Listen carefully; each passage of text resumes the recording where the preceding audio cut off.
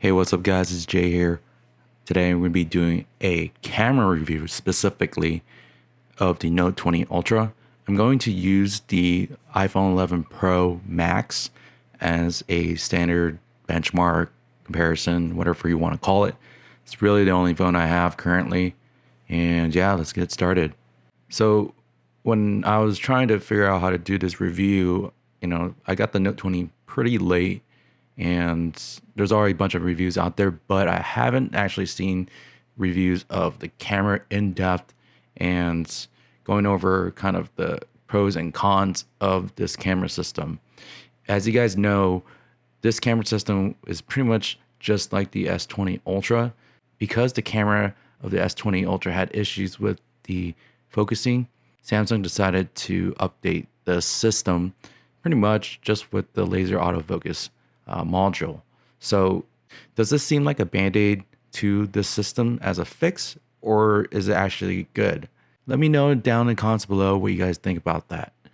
So as I was jotting notes down, I kind of wanted to do in this format of what I found. So it's not going to be really organized in the sense it's pros and then cons, but I'm just going to be putting down notes of things that I've noticed from the biggest impact to the smallest impact. So the first thing is the camera is generally better than the iPhones because the camera sensor, the main one, is larger. And with the larger sensor, you get this amazing bokeh. They're both at 1.8 aperture, so just about the same, but the sensor is bigger on the Note. So you get this real nice foreground and background separation. And you guys see these photos I'm posting here.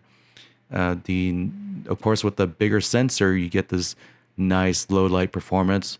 It's way better than an iPhone. So of course the new iPhone's coming out soon. Let me know in the comments down below if you guys want to see a comparison with that. But yeah, for this version, the current one that's mostly available to people, its low light is a lot better generally speaking. Not with the night mode, just like low light by itself. So low light situations indoors, things like that, it's going to be a lot better. So because the sensor is so large, you're going to have a little bit of problem focusing close by objects because basically the amount of in focus is less because of the sensor size. So because the iPhone has a smaller sensor, it could get more in focus.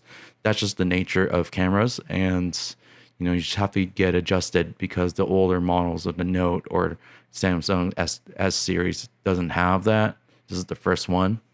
One of the things that no reviewer that I've seen so far have mentioned is that the camera performance itself can be laggy sometimes.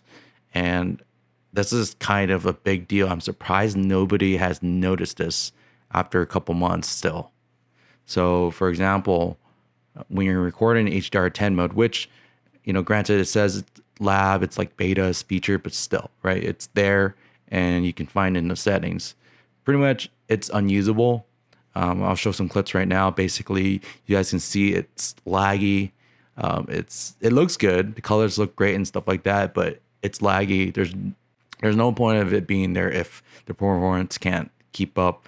So yeah, it's there. It's kind of doesn't work, but yeah. And then the other thing I noticed was that compared to the iPhone, there's a 1 second delay before recording in any of the modes I tried. So 1080p, 4K 60, what have you. I feel like this is unnecessary. I'm gonna just go on a limb and say that this is on purpose, and yeah, this is like intentional. I guess maybe Samsung wants you to have like a little delay so that you can kind of frame up your shot before starting. But a lot of most like normal day uses, you probably want to just use it for quick snaps. If you're taking pictures of videos of kids, you want that to be quick, right? The camera for photo side, it's fast, so there's no problems with that. It's just the video side that has this like 1 second delay. As you'll see, like when I compare it with the iPhone, I'll put it side by side. Basically, like you can see that the video footage on the iPhone has more because of that extra delay that Samsung puts in there. If it isn't on purpose, then that's even worse because that means their performance is not that good, in my opinion. Now, another thing I noticed is that the phone gets quite warm after a few minutes of recording. So of course I'm testing this camera and doing video tests and stuff like that. But what I purposely tested here was that I did a short recording followed by another one, and they're both about like, a minute and a half each. So about 3 minutes later, I checked the phones, like how warm they were, just out of curiosity basically, and found that the Note gets quite a bit warmer than the iPhone. And I'm just like touching the glass. I'm just reaching and touching the back of the glass, and yeah, it's quite a bit warmer. The iPhone doesn't really get warm at all. So I think thermal cooling needs to be better on the Note, generally speaking, especially for video and camera performance.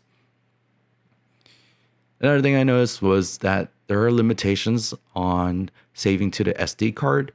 RAWs can't be stored to the card. You can move them afterwards, of course, but again, by default, you can't do that. It's saved to the internal storage. Same thing with 4K 60. You can't save it to the SD card. I don't know why that is. It's probably because they're using some, not as good interfacing between the SD card and the camera system.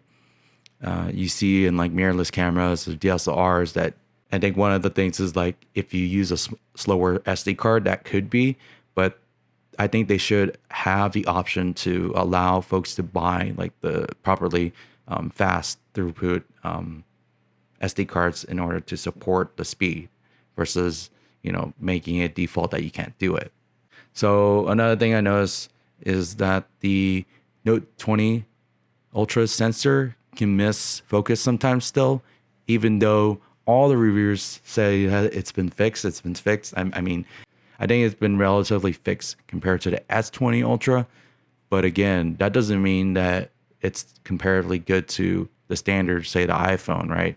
iPhone never misses focus. I've used iPhone for over a year now, and I made videos about it before. I'll put them in link down below. It's in my channel. In my usage for the last couple weeks or so, it's been missing like here and there. So like I'd say probably like 5 to 10% of the time.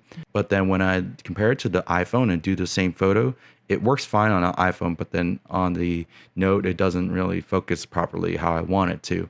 So for example, I'm taking a picture of this case that I have, and then you see that it's not in focus, or even this picture with the iPhone in the case, you guys can see that it's not focusing where I would want it to be, like at the corner closest to you, especially if you frame it correctly, versus, the iPhone, it works fine. And I think this is just due to this large sensor, but then the laser autofocus is there to help with that. And I think this is a software issue because I can manually switch and then change the focus to where I want it. So it's kind of like annoying that, Samsung prioritizes certain focusing lengths. You can see that it's trying to focus like way beyond the distance in this reflection of the phone. But yeah, generally speaking, I'd say it's like 90% fixed, but then that 10% of the time, it doesn't really focus where you want it to. And it's just due to that large sensor. And I think it's just the nature of the beast. So 4K 60, let's talk about that real quick. So it is limited to the main sensor. So it's not as good as the iPhone because the iPhone can do it on all 3 lenses. But nobody really mentions that on the iPhone, you can only do it within a certain focal length. So you can't use the entire range of all 3 lenses. So it's kind of limited. So for example, if you start with the ultra wide on 4K 60, you can probably only go to like 1x or a little bit past 1x. And if you start at 1x, you can probably go to like, 2x, but you can't go to the 0.5. I don't know why. Basically, the range is limited on the iPhone. It is better, but it is limited. So the one thing that the Note 20 Ultra can do versus the iPhone is that it can record both from the rear and the front at 4K 30 in most lighting conditions. So that means you're able to switch between all 3 lenses at any given moment while you're recording. The iPhone can't do that. So yeah, that's one leg up. But I mean, I don't know who uses that stuff, but at least it's there. The option is there. Of course, this is dedicated based off of lighting conditions. So if you're in low light situations, they may not activate the selfie camera and may not let you switch to there. But otherwise, most conditions, you'll be fine. So that wraps it up. I hope you guys enjoy this content. I'm going to make more content about the Note 20 Ultra. Let me know down in the comments down below what you guys like to see, anything software related, whatever. I'll try to test it out for you guys. But otherwise, I hope you guys enjoy this video, and I'll see you guys later. Peace.